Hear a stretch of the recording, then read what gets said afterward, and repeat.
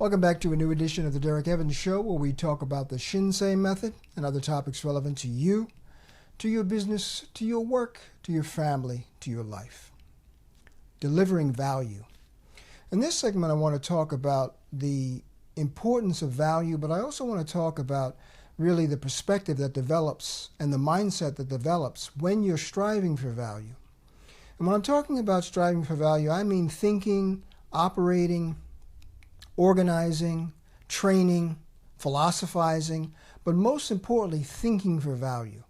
Now, this applies not just to everyday life, but it also applies to business. I can think of hundreds of examples from my daily life.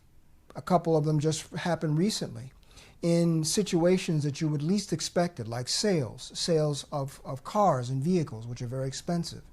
This can also apply to homes, because I've met a lot of real estate agents that take a contrary approach to this idea of striving for value. Now, when we're talking about things like sales, it definitely applies to everyday life, because when you're talking about sales, you're talking about relationships. And human relationships really don't change that much. They're based upon very simple principles. Obviously, if you're interested in achieving a positive value in a person's life, or with a person, or with the cooperation of someone, you want to treat them with dignity, with respect. In other words, you want to listen to them. So listening then becomes very important. But it also becomes important to communicate certain values and certain understanding about what is important to the other side. What is important in the case of sales to the customer? What is important to the other side in the case of marriage to the partner, your opposite partner? And this goes on down the list. It goes for professionals. If you're an accountant, a lawyer, a teacher, what's important to the people that are coming to you for a certain level of, with a certain expectation of competence, for example? Well, one of the most important values in those situations is competence. Competence is a value. But what I found in a lot of situations, a lot of social situations, it seems that really competence is undervalued. And you see it in a lot of circumstances and situations. I have personally experienced it because it becomes very difficult for you, or for me in this case, but also for you as an individual who wants to strive toward value, because there's not a lot of social support for doing that. And you experience that in many different ways, in many different social settings. I can think of one particular example for seeking physical therapy. Now, seeking physical therapy is an important value. It's a matter of health. If you want to improve your physicality or your physical health, in my case, I have a certain neck problem or a neck pain that I experience only with a particular motion. When I move my head in this direction, then I experience a certain level of pain. It probably has come from exercise and training, an old training injury that is exacerbated probably in age. I'm not a physical therapist. I'm not a doctor, but I've been training a long time, so you get a sense of these kinds of things. So setting up a physical therapy appointment makes a lot of sense, because you're trying to address a very specific value, your health. Now, for me, I had a very specific goal in doing that. In my personal experience, I have not had a lot of good luck with physical therapists. Their attitude tends to be, unfortunately, very discouraging, very mean in many cases, very unhelpful if you're trying to get better. Now, I'm not saying that all of the patients and customers that go there are equally or really striving for value in and of themselves. Maybe a lot of patients are irresponsible. I don't know. I can't speak to that because I don't run that operation. But I do know that if you're running a business, really the benefit of the doubt goes toward the customer, the patient, the student, the person who is actually paying the bills. And that is unfortunately not an orientation that tends to be very common in many social settings in America. In America, there used to be a very common phrase, the customer is always right. Now, obviously, that is not 100% true all the time. No one is always right. But it really speaks to a mindset and an orientation that is based upon what I'm talking about in this segment of the show, striving and delivering value or striving for value. Because when you take the approach that the customer is always right, what you're doing in essence is saying that business is important. And we know that if we want to sell a product, we have to take the customer seriously. And if we're going to take the customer seriously, we have to show a certain level of empathy and understanding in what they're seeking to achieve in whatever it is they're doing. In my case, it was physical therapy. It could be anything. It can be really making sure that your taxes are done right during a tax season if you're going to an accountant, or if you're using tax preparation software, for example. You're seeking a specific value. And many people, when they go to seek a product or service, that's what they're looking for. They're looking for a value. Ultimately, that value is trying to find something that's going to make their lives more enjoyable, easier, more convenient, etc. And this is why many businesses, at least this is the understanding, that many businesses go into business because there's an expectation they're going to deliver a value. That value is something that's going to make the existence for the customer, the customer's life, the customer's existence, the customer's activity easier, more convenient, more enriching, etc. It's going to bring a value. And that customer, of course, will have to understand how that product or service is going to enrich their lives. Now, obviously, that really speaks to the value of a sales representative. Because a sales representative, if they're seeking to deliver value, and sales doesn't just apply to a car dealership, it doesn't apply to just a department store, sales, it doesn't apply to just retail, it applies to the medical profession as well. A doctor ultimately is selling a certain product or service. If he's expecting or she's expecting that customers are going to continue to come back, they have to deliver something. And if they are delivering something that every other doctor delivers, whatever it is their particular expertise, their only comparative advantage then becomes the level of service that they offer. So the service really is how you are treating the customer, how you are treating the person, what kind of a relationship are you building with that person. Now, everyone understands this because you see a lot of that expressed in marketing and sales. Customer is always right, for example, or customer service is our number one priority. You hear a lot of businesses, particularly a lot of the large organizations, a lot of large hospitals. They spend a lot of time, a lot of money trying to convince customers, and who are patients, of course. Patients are customers. They ultimately pay the bills. Even if a patient has insurance, ultimately the patient is going to pay premiums to bring that insurance, and obviously there are co-pays. That whole experience is something interesting in and of itself. But of course, if you're going to experience any kind of medical service, a lot of times there's going to be a certain level of co-payment for the patient. So the patient is paying. That's the bottom line.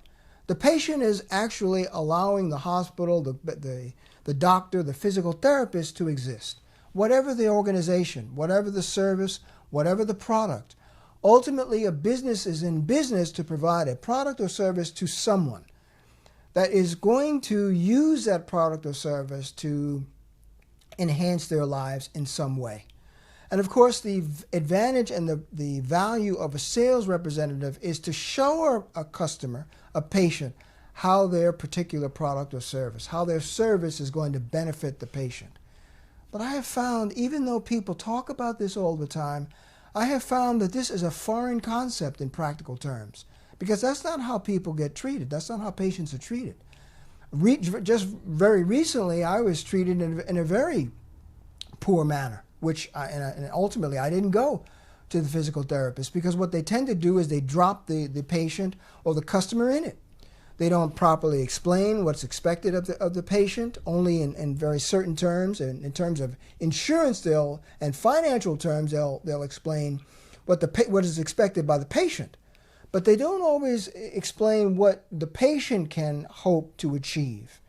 And that often gets left out. And so what happens is, when you go to these situations, physical therapy, if you're talking to a lawyer, a doctor, an accountant, a teacher, who you name it, there's very little attention and and focus paid to the end user.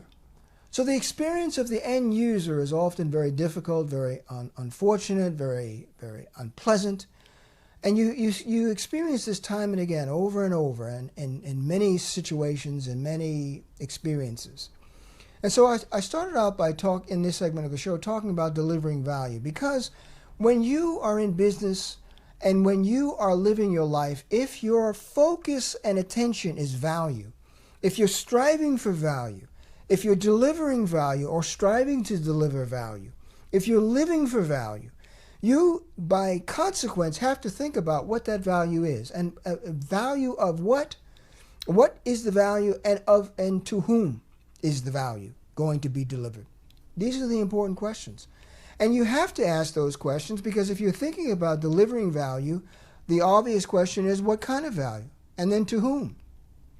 This encourages a particular mindset that is very important, particularly in business, but also in everyday life.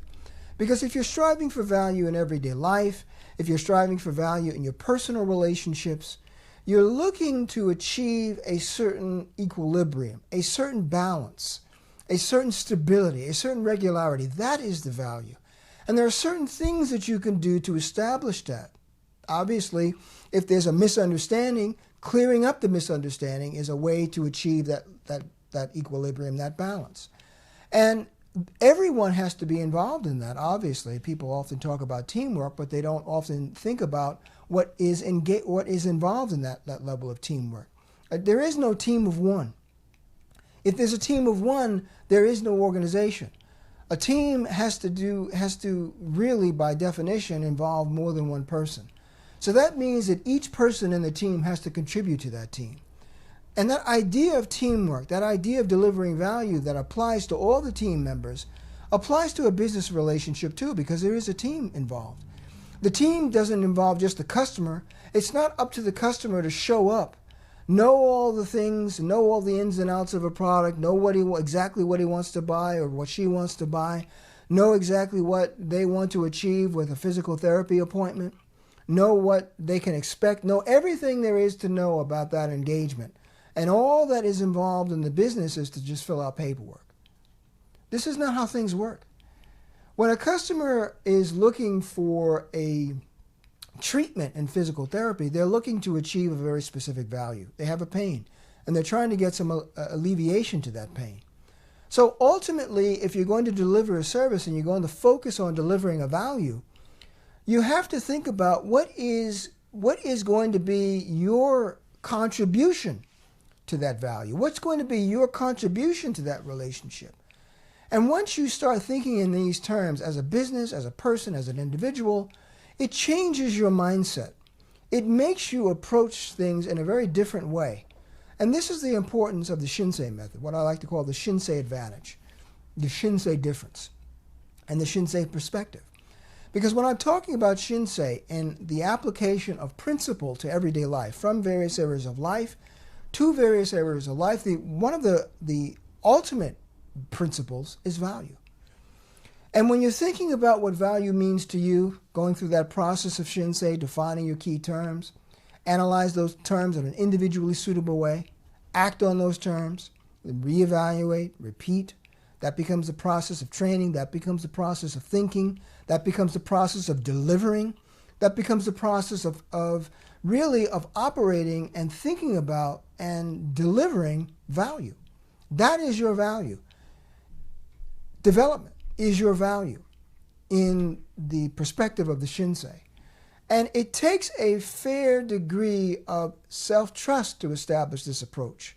And that's why I like to talk about the 3 pillars of individuality, well-being, and profitability. Of those, self-trust is the most important, also inner strength and inner balance. Those are so crucial. Because in my personal experience, a recent experience with the physical therapist, what happened was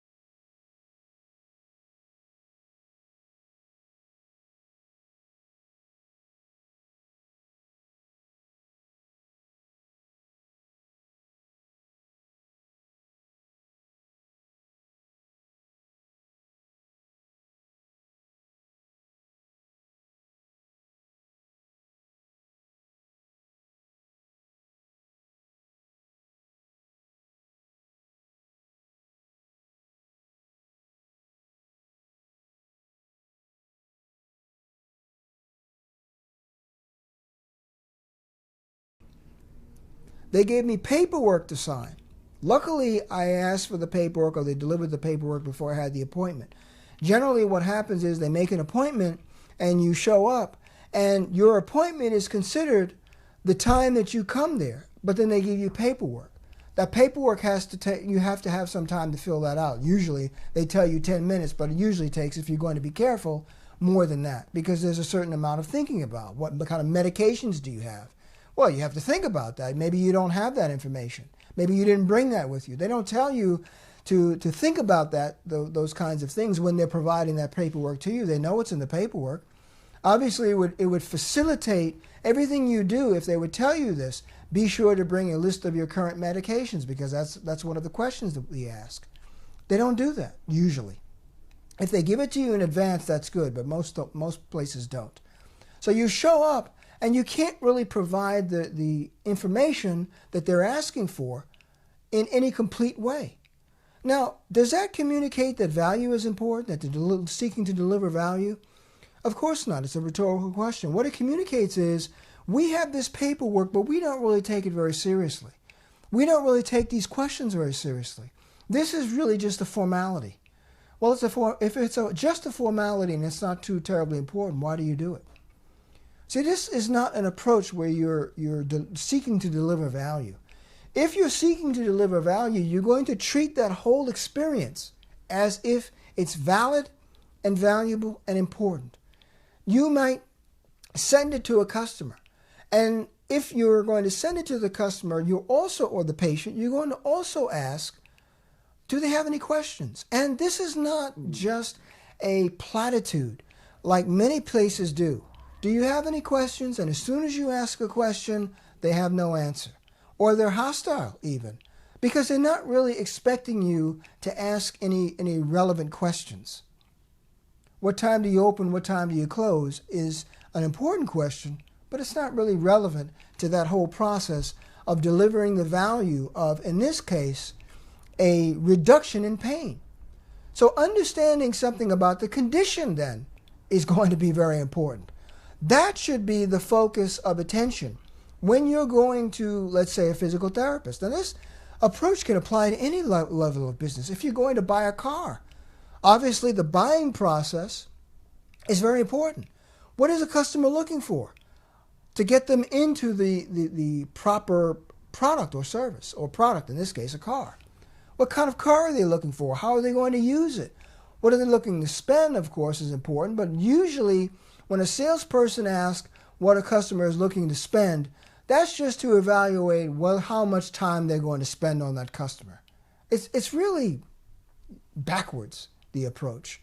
The approach is very backwards. They're not seeking to deliver value to the customer so that they can sell a product or service that's appropriate in the quickest, most efficient way possible to reduce the level of difficulties and possible returns, etc., dissatisfaction. A way to avoid most of that is to understand something about what the customer is seeking. In other words, talking to the customer and putting that process as the focus of attention, not the paperwork, not the formalities, not the procedure, but the product and service. You're putting that as front and center. And I have found that very often that is not what happens at all. It's quite the opposite. So what tends to happen is, in the case of a physical therapy appointment, I ended up canceling it because I didn't feel comfortable with the paperwork that they gave me, and the answers that I got when I asked about the paperwork, and the way I was treated when I asked the questions to clarify things for myself. See, that whole process should have been easy for me as a patient, but it usually isn't. And this is important to highlight in this segment of the show. My personal experience. I often go into my personal experience because I want to highlight how the Shinsei Method applies to various areas of business and life. Because ultimately it comes down to people, it comes down to relationships, it comes down to communication, and it comes down to principle and value. Because they don't change, and no matter what you do. And if your orientation is appropriate, if your rationality is appropriate, and that is your core perspective, rationality, reason, value, a lot of these things that I talk about in this segment of the show and at the ShinseiMethod.com will flow from that perspective and approach. But that perspective and approach tends not to be very popular in many social settings, so that's why I developed the Shinsei Method as a method of self-training with the ultimate goal of establishing what I call the 3 pillars of individuality, well-being, and profitability, particularly self-trust. Because if you don't have self-trust when you're trying to do what I'm suggesting, it becomes very difficult. What I got in my recent experience with physical therapy is my approach, this approach toward value, is not welcome. So if you don't have that level of self-trust to say that what I'm doing makes sense, I want to understand this contract that I'm signing. This business is asking me to sign a waiver. A waiver is important. It's a contract. If I'm not comfortable with the waiver, I shouldn't sign it. And I can't understand if I'm going to be comfortable with the waiver unless I read it. And if I don't ask questions about that, I can't be clear about that. And if they're not going to provide information to help me to be more comfortable, this is an important evaluation for me. It's difficult in many cases because of the reaction you get, but that reaction is also very, very important in terms of your evaluation of that business.